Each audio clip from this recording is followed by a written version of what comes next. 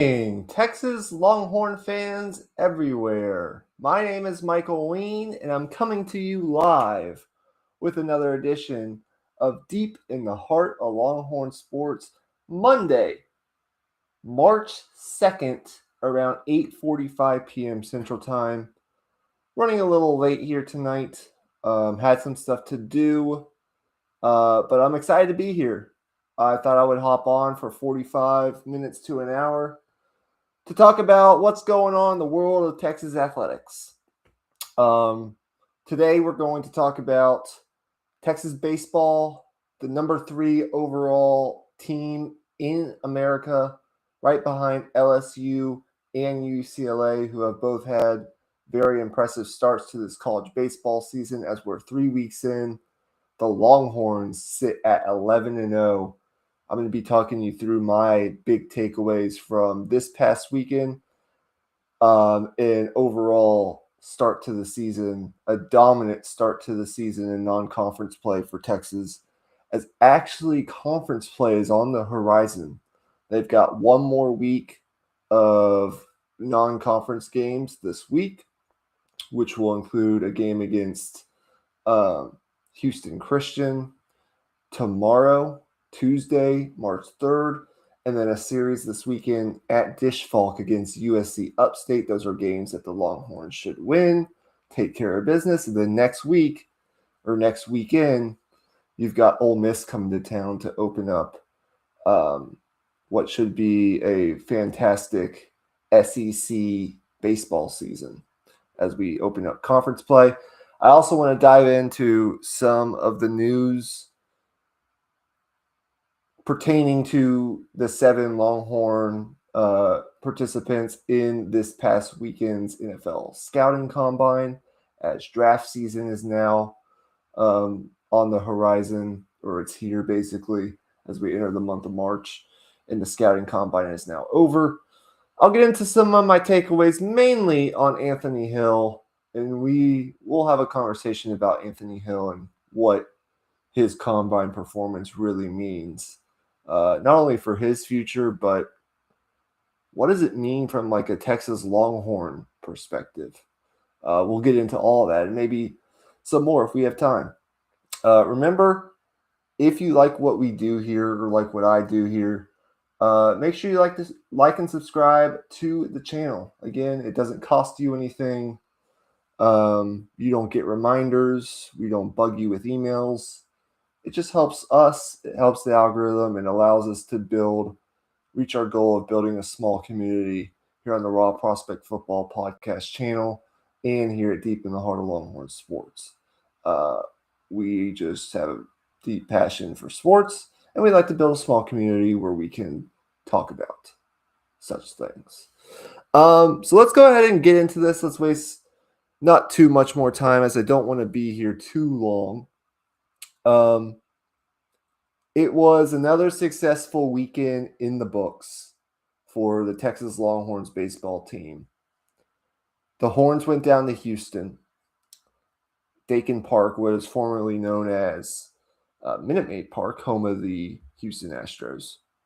And they played in the Bruce Bolt College Classic and came away with a perfect 3-0 weekend as they beat number 9 ranked Coastal Carolina, Baylor, a former Big 12 foe, and Ohio State, which extends their Big 12 or their win streak to start the season to 11-0. As of tonight, the Longhorns are one of 3 undefeated teams left in the entire country. In this 11-0 start to this season, is their best start since 2022, which was actually the last time that they made it to Omaha. That's just a little interesting nugget for everyone out there. And before that, their best start was an 11-0 start in 2009. And that year, they also made it to Omaha. And one of the things both of those years had in common was pitching excellence, which is what we've seen so far from this iteration of the Texas Longhorns baseball team. So I just thought that was interesting. But another successful weekend for the Longhorns as they go and pretty much dominate 3 games against some pretty good teams, including Coastal Carolina, who had some injuries to their pitching staff, but is still a very talented ball club as they, if you remember and you follow college baseball, were in the National Championship Series last season, a team that just made it to Omaha a year ago, very talented team. This weekend, as I watched most of all 3 games, or at least tuned in and listened for a lot of these games, I think showcased the talent and maybe more importantly, the depth that this Texas Longhorns baseball team has, especially when it comes to the pitching staff. And that was even more evident based on average starts from a guy like Luke Harrison, who is the Saturday starter, and even for his standards, Dylan Volantis, who was the Sunday starter yesterday against Ohio State. The pitching's been just so good, and we'll dive a little deeper into that here in just a minute. But a very solid weekend this weekend against the toughest competition the Horns have faced yet. Very solid weekend all around, and they continue to exhibit the signs early on this season of a potentially elite team this year that can not only make it to Omaha, but potentially win a national championship. They are as good as advertised in the preseason, at least to this point. Now, competition is going to jump another level once they get into SEC play. They're going to have to play a series on the road at Vanderbilt. They're going to have to go to Auburn. They're going to have to go to Texas A&M. It's not going to be easy. It's not getting any easier from here on out. Competition's only leveling up from here on out after this upcoming weekend. But this team continues to play at a very high level. They're locked in, and they're trending towards a very exciting season. So with that being said, I want to first touch on the pitching because that's undeniably the pitching depth and the overall talent of this pitching staff is the strength of this team. Not to say that the lineup is weak or the offense is not good. No, the offense is very good, and we'll get to that. But this pitching staff is what's going to ultimately drive the Longhorns as far as they go, as far as they make it this season. The entire pitching staff has been really good. Through 11 games, this pitching staff has allowed 1 home run. And that came yesterday in a blowout win to Ohio State. The home run wasn't of any consequence. It didn't really hurt. It was a solo shot where Texas was already up like 6 or 7 runs against Ohio State. They've allowed 1 home run so far this season. And one of the big stories so far for this pitching staff is Ruger Riojas. I like to say Ruger, but his name is Ruger Riojas. He's a transfer before last season that this staff brought in from UTSA. Was really good up until about midway through the season. Then he got sick, really sick, lost about 20 pounds, and didn't pitch very well towards the end of the season. A lot of that had to do with his health, overall health and wellness. But Matt Couch and the strength and conditioning staff for this Texas baseball program did a really solid job with him over the offseason. He's back up to around 205, put back 15, 20 pounds to his body in the offseason, and his velocity has ticked way up.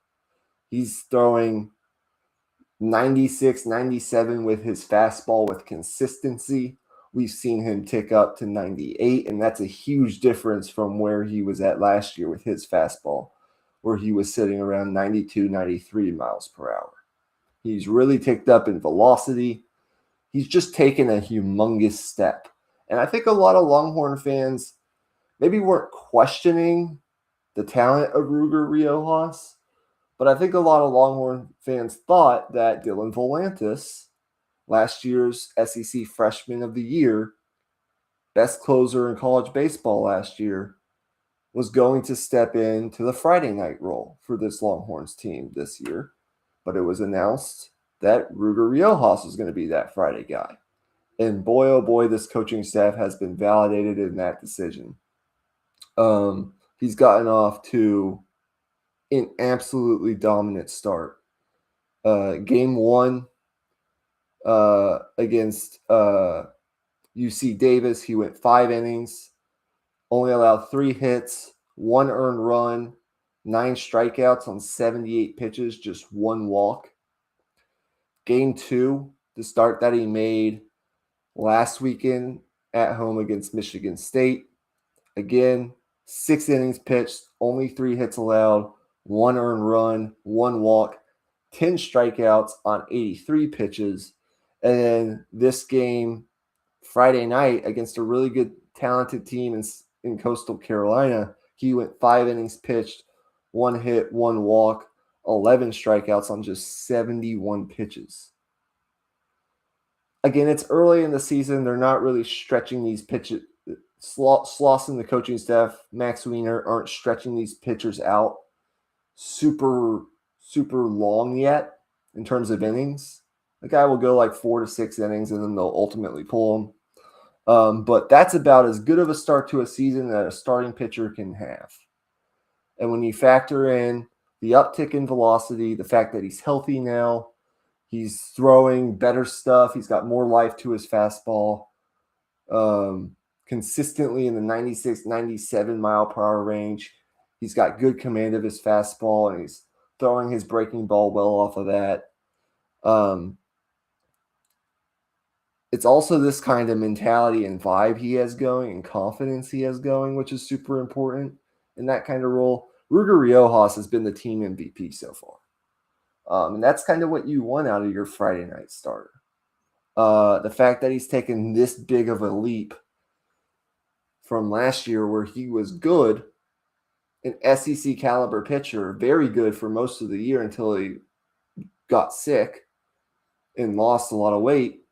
The fact that he's taken this big of a leap, it's just a credit to Max Wiener, Schlossnagel, Matt Couch, the strength and conditioning coach, this entire coaching staff, and the entire operation of Texas baseball and the high level that it's operating at. Just a couple weeks in the year 2 of this new era of Texas baseball. Ruger Riojas has been absolutely unbelievable. I mean, that's 30 strikeouts to 3 walks. He's basically got a 10-to-1 strikeout to walk ratio, which is incredible. So shout out to Ruger Riojas. And it's pretty incredible how deep this pitching staff is beyond just Ruger. Obviously, you have a guy in Luke Harrison who's very solid. Didn't have his best start in terms of command this past weekend against Baylor. A Baylor team that's much improved, by the way. Only went 3.1 innings pitched. Only allowed 1 hit and 2 earned runs. Didn't really have that blow-up inning, but he did have 5 walks, which ran up his pitch count and ultimately, just didn't allow him to go very far in the game. Just didn't have great command. I'm not too worried about that. He's been very solid so far this year. And then Volantis, who's been amazing, but 4.2 innings pitched, 2 hits allowed, 1 earned run, and 3 walks, 8 strikeouts on 91 pitches. That's a good start for most pitchers. That's a pretty average start for what Dylan Volantis has done so far in his career at Texas. But Texas was so far ahead in that game that it didn't really matter. Again, those 2 guys, and you give them a pass, right? They've been so good throughout their careers at Texas so far. just kind of lost him into the strike zone. I think some of it was fatigue, especially for Volantis, as he was throwing a lot of pitches. But he's still been fantastic. That's a rock solid starting rotation, even though your Saturday and Sunday guys weren't able to give you maybe the best starts in the world this past weekend, you still were able to beat quality competition. Because you have so much depth to this pitching staff, which is what really stands out beyond just like those three guys in the starting rotation. I thought this past weekend in particular, the performances by Hayden LeFew, who's a big-time reliever that they brought in from Wake Forest, Brett Crossland, who's a big-time freshman, big arm from Arizona, Hudson Hamilton, Thomas Burns continues to impress in the closer role. Like, all of these guys continue to pitch really well as they start to find their roles, and it just proves how much depth that this pitching staff has.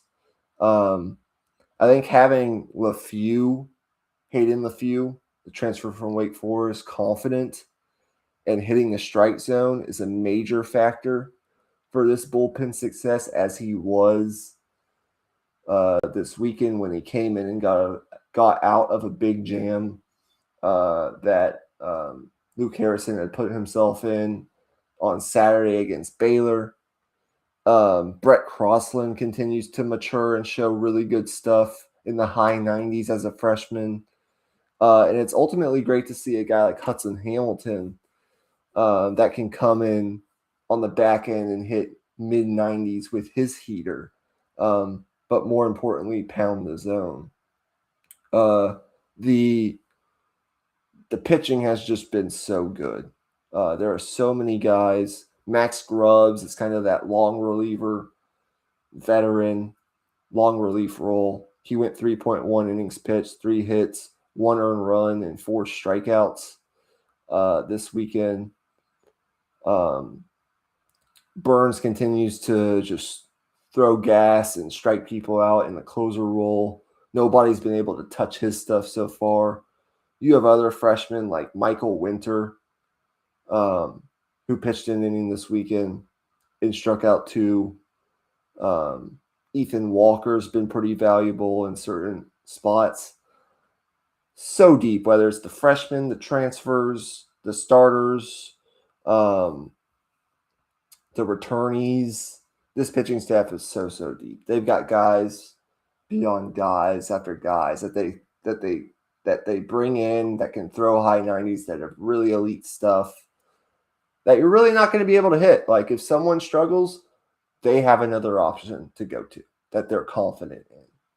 And these guys aren't starstruck. Even the freshmen, like, they go in there with the mentality, I'm going to get you out. I'm going to strike you out. You can't hit my fastball. That's what I love about this pitching staff. It's so deep. And I'm sure I haven't even named like half the guys. But those are some of the guys that stood out from this past weekend. But the big story there is Ruger Riojas. Obviously, Volantis has been fantastic. Luke Harrison's really good. But I would have never expected this kind of leap from a guy like Ruger Riojas in the Friday role for this Longhorns baseball team. On the hitting side, I really like some of the changes in approach that I've seen from this baseball team. When you look at, for example, a guy like Timo Becerra, who was a shortstop transfer from Stanford and is now playing third base for the Longhorns. The changes that a contact hitter like him has made with Troy Tulowitzki, the hitting coach, is very impressive. 3 home runs over the weekend for a guy that over his entire career at Stanford had hit 3 home runs. He hit 3 just this past weekend. He won SEC Player of the Week. Just a very impressive start to the season for a guy like him. Tulo has done a lot of work with multiple guys, and I'm not sure that it's getting noticed enough because there are several factors that go into hitting, some of which are out of the hitter's control. That said, I really like what I've seen top to bottom with the lineup. And once Carson Tenney, who struggled a little bit early on, the catcher transfer from Notre Dame, once he gets going, there aren't a lot of gaps that you can really find in this offense so far. And the really impressive thing, the most impressive thing about this Texas offense, and again, lots of credit goes to Troy Tulowitzki, Schlossnagle, this coaching staff. Last year, one of the issues with this offense is they struck out too much. This year, through 11 games, they aren't striking out a whole lot. Their plate discipline has been much improved. It's just so impressive. I thought overall on the weekend, the hitting was solid. It had its share of ups and downs, which you're going to have this early on in the season. But I thought it was great to see a guy like Casey Borba get going, especially on Saturday and Sunday.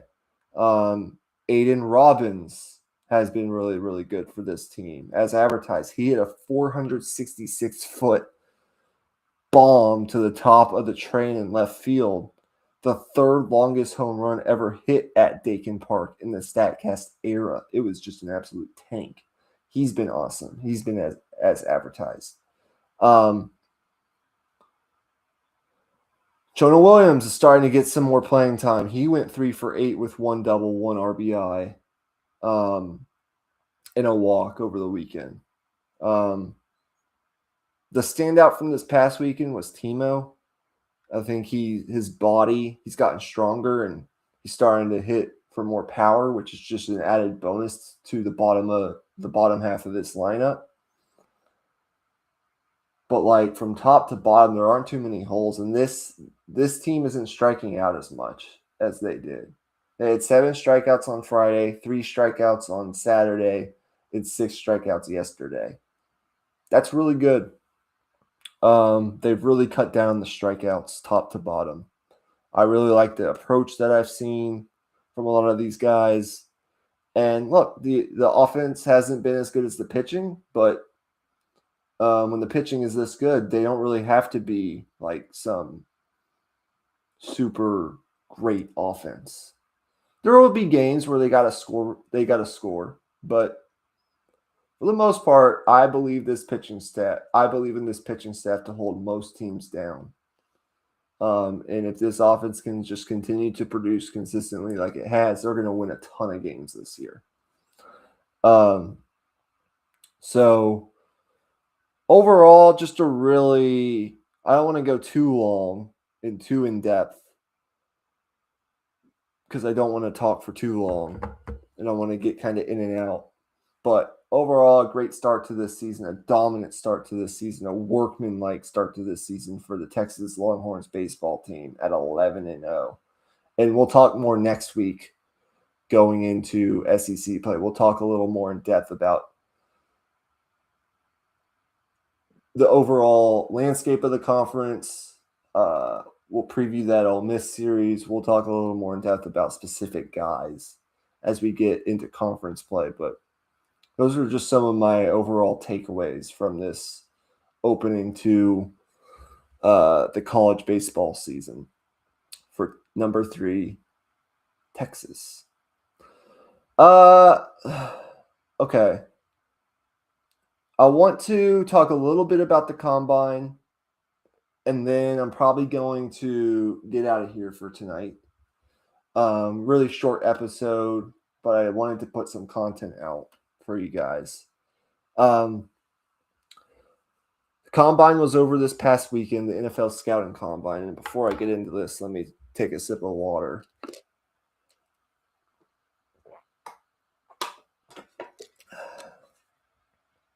And the premier, let's just start with this. I don't know if I'm necessarily correct in making this statement that I'm about to make. But I'm of the opinion, as are other members of Texas Longhorns football media, that Texas junior linebacker Anthony Hill, who showed out this past weekend statistically with one of the top linebacker performances in the history of the combine, that he's kind of gone a little underappreciated for what he is and what his value was to the Texas football program by Texas fans, by some Texas fans. Not lumping everyone into this group, but I'm probably somewhat at times underappreciated him for what and how good he is. And look, maybe specifically this past year, a season where Texas missed the college football playoff, ended up 10-3. They finished the season really strong. But Anthony Hill didn't have like the statistical monster year that he did his previous year, his sophomore year, a year where Texas did make the playoff. Maybe a little bit of it from Texas fans is like Colin Simmons was, bar none, the best player on the defense a year ago or this past season, and he just went absolutely bonkers. Maybe the presence of Colin Simmons and his emergence kind of overshadowed still how good Anthony Hill was for this Texas football program, for this Texas football team. But maybe it's also the fact that, like I mentioned, he was just statistically, production-wise, better in 2024 than he was in 2025. Maybe it was also the fact that he didn't get automatically grandfathered into national award ceremonies the way that I think an inferior player in Danny Stutzman at Oklahoma was elevated by the Butkus Award back in 2024, when I thought Anthony Hill was by far the better player that year. But anyway, there are a lot of reasons why Anthony Hill's contribution specifically to Texas football could be overshadowed or overlooked or underappreciated by portions of the Texas football fan base. And look, maybe I'm wrong, right? But I see Anthony Hill, and I think most diehard Longhorn fans would agree with me, as the second best linebacker, off-ball linebacker in the Texas program in the modern era of Texas football. Past 25 years. He is, on top of being like a generational talent and player for the Longhorns, he was involved in one of the most highly touted NIL recruitment between Texas A&M and Texas that we've ever seen. Remember, he was committed to Texas A&M, and Texas ultimately got him to flip with what was just flat out, let's not ignore the elephant in the room, a better NIL offer. Back when revenue share didn't exist, but they were able to kind of steal A&M's cornbread to a certain extent with just a better financial package, which got Anthony Hill, who was solidly committed to A&M, to flip to Texas. And he is kind of to Steve Sarkisian in this program's defense over the last 3 years what Corey Redding was to Mack Brown's Texas program in the early 2000s. Landing him was just a statement, 5-star linebacker, of the intent for Sarkisian and not only any hand-to-hand combat with your in-state rival Texas A&M, but just overall in the state of Texas and announcing yourself to the world as a recruiting powerhouse, getting a guy as good as Anthony Hill, a bona fide consensus top of the line 5-star linebacker from the Dallas-Fort Worth Metroplex, putting your foot down and saying, no, we're going to get this guy. It definitely paid off in a lot of areas for this Texas football program. He's the best linebacker that in the modern era at Texas outside of Derek Johnson, who's a Pro Football Hall of Famer. Like, can't say he's Derek Johnson yet, but he's the best, I think, that we've seen since. And I just don't know that he gets the attention or the overall appreciation from some Texas fans for how good he was. Now, Texas is bringing in some linebackers to try to fill his void, and the void that he leaves in the portal. Rasheem Biles could be like an early day 2 pick next year, maybe even better than that. He's a really good player. You have a guy like Ty Anthony Smith, but I got news for you guys. None of these guys are Anthony Hill.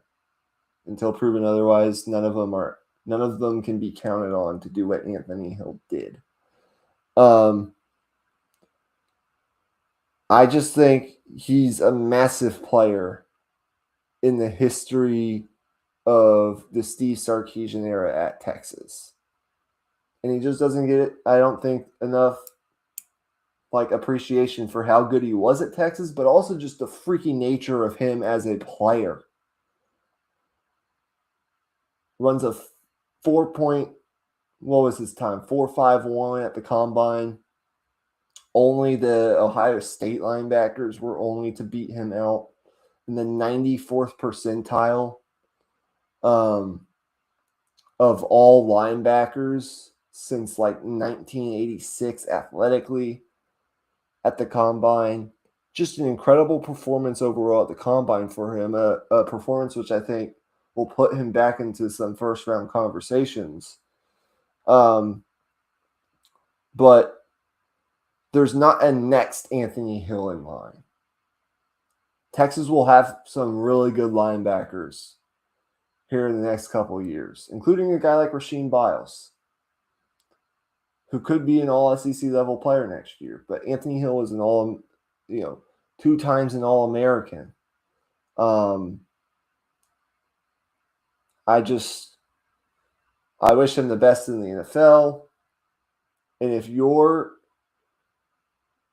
don't take what Anthony Hill was for the Texas football program the last 3 years in his career at Texas for granted, because those guys don't come around all that often. He's one of the rare 5-stars that lived up or even exceeded his expectation, his recruiting billing for what he was promised as a prospect at Texas. He's that good. Something I wanted to get off my chest about Anthony Hill, but testing numbers were insane. He had a really good day at the combine. And he'll put himself back into maybe first-round conversations. I know a lot of scouts didn't love the way that he was utilized in PK's defense this past year. I won't get too specific, but I think going into this combine, he was seen more of as a top 50 lock, more so than a first-round lock. But this combine performance may have changed that a little bit. A 4.51 40, which was third best among linebackers. Just a monster performance. He had a 9.93 RAS out of a possible 10, which ranks him 25th out of 3,215 linebackers from 1987 till 2026. That's 40 years of linebackers. He's the 25th best out of all of them in terms of his overall performance at the combine. You look at his 40-yard dash. You look at his 10-yard split, or 1.56, 37-inch vertical, a 10.5 broad jump. All of these testing metrics are off the charts for linebackers at the combine over the last 40 years. Just incredible. He's in, I think I said 94th percentile. I think I was thinking about Malik Muhammad. He's in the 99th percentile of all linebackers of the last 40 years. He's just that special of a prospect. So I don't know that he goes absolutely in the first round, just because there are linebackers that I think there are a couple linebackers that will get picked ahead of him, including this Sonny Styles kid, who is even more incredible from Ohio State. Another 5-star, by the way. This is what it looks like people when 5 stars go boom. This is why recruiting rankings matter. But overall, an incredible performance by Anthony Hill. And I don't know that he gets the appreciation from portions of the Texas fan base that he should. Anything else that I want to touch on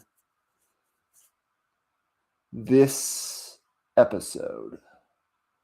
I think lastly, I can't get to every single player that participated at the combine for the Longhorns, but what I will say is Malik Muhammad really impressed me.